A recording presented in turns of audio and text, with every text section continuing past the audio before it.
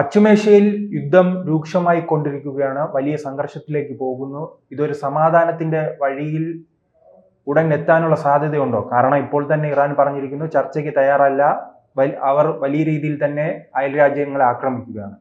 ഇത് എവിടെയായിരിക്കും അവസാനം? അവസാനമൊന്നുമില്ല. ഇന്നത്തെ പോക്ക് കണ്ടിട്ട് തോന്നി അവന്മാർ അടിച്ച് ചാവുന്നു. അല്ല, ഇറാൻ എന്തിന്റെ ഈ ഗൾഫ് രാജ്യങ്ങൾ ആക്രമിക്കുന്നത് എന്തിനാണ്? ബേസ്, സൈനിക ബേസ്. അമേരിക്കയുടെ സൈനിക ബേസിൽ വല്ലതും എത്തിയോ? ഇല്ലല്ലോ. അവിടെ സിവിലിയൻ പ്രദേശങ്ങളല്ലേ പോയി വീണത്. അല്ല, അവിടെ ഇറാന്റെ അടുത്ത് കടലിൽ കിടക്കുന്ന അമേരിക്കയുടെ 2 വിമാനവാഹിനി കപ്പൽ അങ്ങോട്ടും കഴിച്ചാൽ പോരെ. അത് ആക്രമിച്ചു എന്ന് ഇന്നലെ വാർത്ത ഉണ്ടായിരുന്നു. ആരാക്രമിച്ചു?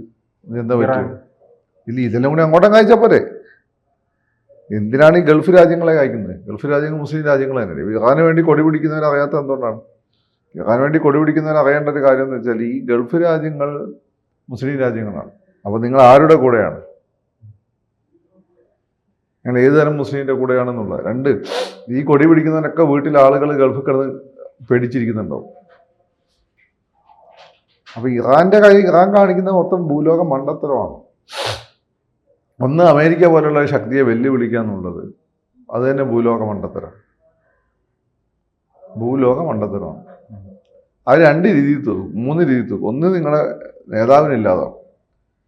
അല്ലെങ്കിൽ ഈ പറയുന്ന ഉപരോധമൊക്കെ കൊണ്ടുവന്നിട്ട് നിങ്ങളുടെ നാട്ടിൽ ജനങ്ങളെ കൊണ്ട് നിങ്ങൾക്കെതിരെ തിരിയും. അതല്ലെങ്കിൽ അവർ ബോംബ് ഇറാഖിലൊക്കെ ചെയ്തത്. ഈ 3 രീതി അവരില്ലാതാക്കിയിരിക്കും.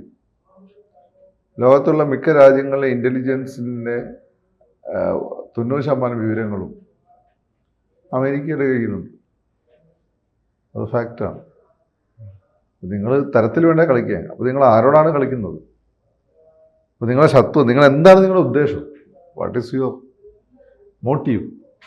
അല്ല, ആ രാജ്യത്തെ സംബന്ധിച്ചിടത്തോളം തങ്ങളുടെ ആത്മീയ നേതാവിനെ രാജ്യത്തിനുള്ളിൽ കടന്നു കയറി കൊലപ്പെടുത്തുക എന്നത് ശരി. കൊന്നത് സൗദി അറേബ്യയാണോ? ബഹ്റൈനാണോ? അല്ലല്ലോ, അത് അമേരിക്കയാണ്. നിങ്ങൾ ട്രംപിനെ പോയി എന്തും ചെയ്യടേ.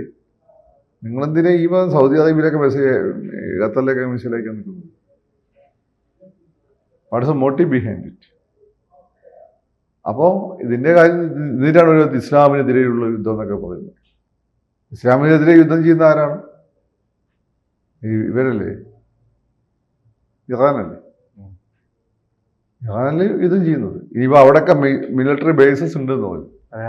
അത് ഇറാനുമായി ബന്ധപ്പെട്ട് നിൽക്കുന്നവർ പറയുന്നത് ഈ ഗൾഫ് രാജ്യങ്ങൾ ആക്രമിക്കുമ്പോൾ ഈ ഗൾഫ് രാജ്യങ്ങളിലെ നേതാക്കൾ അമേരിക്കയോട് ആവശ്യപ്പെടും ഈ യുദ്ധം നിർത്താൻ. അങ്ങനെയാണ് അവരുടെ ലക്ഷ്യമെന്ന്.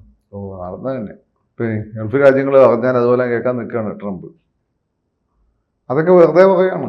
അതൊക്കെ ഒരു കാരണം, എന്താ പറയുക, ഈ തൊടിന്യായം പറയാന്നുള്ളൂ. ഒന്ന്, ഈ ഗൾഫ് രാജ്യങ്ങൾ അങ്ങനെ പേടിക്കുന്ന രാജ്യങ്ങളൊന്നുമല്ല. അവരെ ഈ ഇറാനെക്കാളും നല്ല ആയുധം അവരെ കയ്യിലുണ്ട്. അമേരിക്ക കൊടുത്ത ആയുധങ്ങളുണ്ട്. F-16 ഒക്കെ ഉണ്ട് അവരുടെ. അയോൺ ഡോം ഉണ്ട്. അയോൺ ഡോം അല്ല, മറ്റേത് തേർഡ് സിസ്റ്റം ഉണ്ട്. അത് ഉപയോഗിച്ച് അവർക്ക് തിരിച്ചടിക്കാനൊക്കെ പറ്റും. പിന്നെ അവർ കൂടുതൽ അത് പ്രശ്നം വഷളാക്കണ്ടെന്ന് വിചാരിച്ചിട്ട്. അപ്പോൾ ഇത് അമേരിക്ക അടിക്കുമ്പോൾ എവിടെയെങ്കിലും ചില ആളുകളുണ്ടല്ലേ, ഈ ഏതെങ്കിലും വലിയ വില്ലൻ്റെ കയ്യിൽ നിന്ന് അടി കിട്ടും. ഈ ദേഷ്യം തീർക്കുന്നത് ചെയ്യുക, ഈ ദശമൂലം താമൂലം പോലെ തൊട്ടടുത്തുണ്ടായ പാവത്തിൻ്റെ അഞ്ഞത്തോടായി. അതെ, നീ ധാരാവി എന്ന് കേട്ടിട്ടുണ്ടോ? കേട്ടിട്ടുണ്ട്.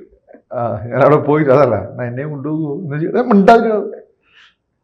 മറ്റേ പെണ്ണിനോട് അടി കിട്ടിയപ്പോൾ ദശമൂലം താമം, നീ പാട്ടും പാടിയിരിക്കുന്നു, പെങ്ങളെ പോയിക്കും. ഇതാണ് അവന്മാരൊക്കെ നിലപാട്. അവന്മാർ ബേസിക്കലി ഭീരുക്കളാണ്. ദശമൂലം താമമാണ് ഇവർ.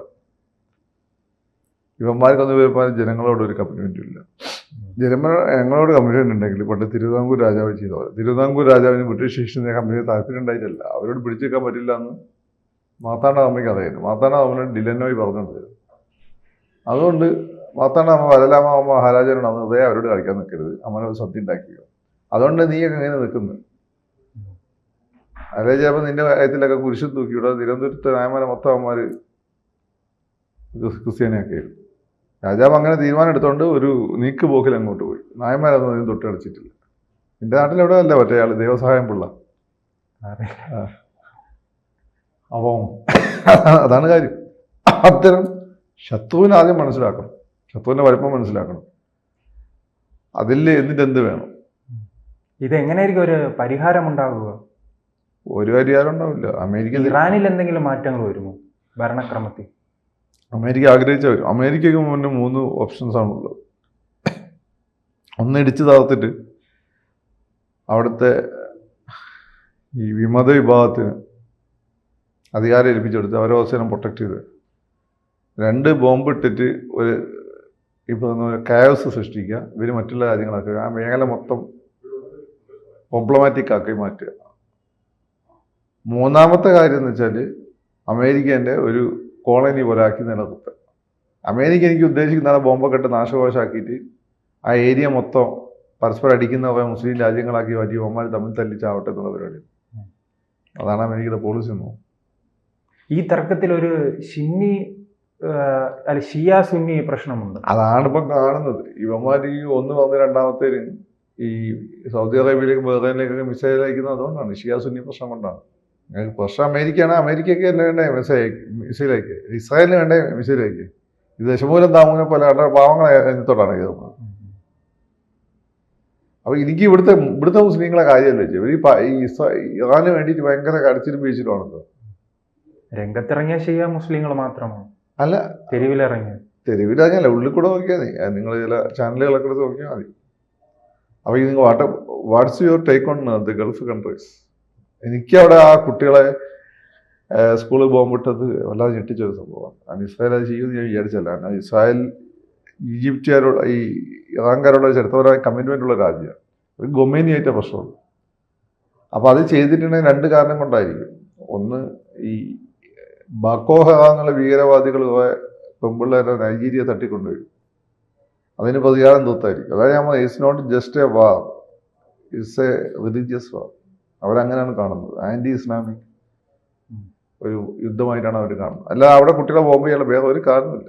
ഇവിടെ തന്നെ ഓരോരുത്തർ ആഘോഷിച്ചിരിക്കുകയല്ലേ. ഒരു അഭിമുഖത്തിൽ നെതന്യാഹു പറഞ്ഞിരുന്നു, അദ്ദേഹം പറയുന്നത് ഇസ്ലാമിക രാജ്യങ്ങൾ ഇറാനായാലും പാകിസ്ഥാനായാലും ആണവായുധം കയ്യിൽ സൂക്ഷിക്കാൻ പാടില്ലെന്ന്. അങ്ങനെയാണെങ്കിൽ ഇറാൻ കഴിഞ്ഞ അടുത്ത ലക്ഷ്യം പാകിസ്ഥാനായിരുന്നു. എന്നും പറയാൻ പറ്റില്ല. പാകിസ്ഥാന് അമേരിക്കയ്ക്ക് അങ്ങനെ ആവശ്യമാണ് ഇന്ത്യക്കെതിരെ പണി കൊടുക്കുക.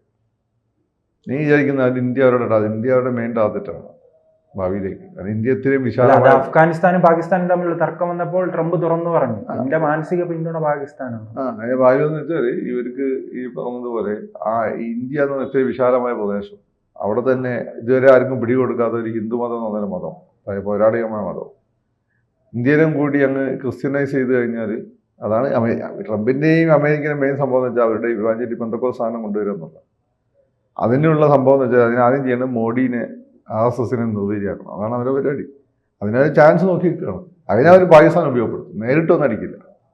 പാകിസ്ഥാനെ കൊണ്ട് ബോംബിടിക്കുകയുള്ളൂ. തിരിച്ച് നമ്മളവിടെയും ബോംബിടും. അപ്പം മൊത്തം അനാർക്കി വരും, ഉപരോധം വരും.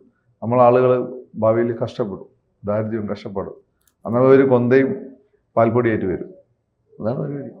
നീ വിചാരിക്കുന്നത് നീ ഇതിൻ്റെ ചുറ്റുവട്ടത്ത് കാണുന്നതല്ല. ഇവരുടെ കളി എന്ന് വെച്ചാൽ ഒരു 200-300 വർഷത്തെ അജണ്ടയാണ് ഇവർക്ക്. നിങ്ങൾ ഈ കാണുന്ന ഒരു യുദ്ധം തുടങ്ങി അവസാനിക്കുന്നതല്ല.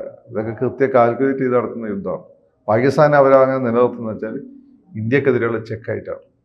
കൂടുതൽ വാർത്തകളും വിശേഷങ്ങളും നിങ്ങളിലേക്ക് എത്താൻ ABC മലയാളം സബ്സ്ക്രൈബ് ചെയ്യുക, ബെൽ ബട്ടണും അമർത്തുക.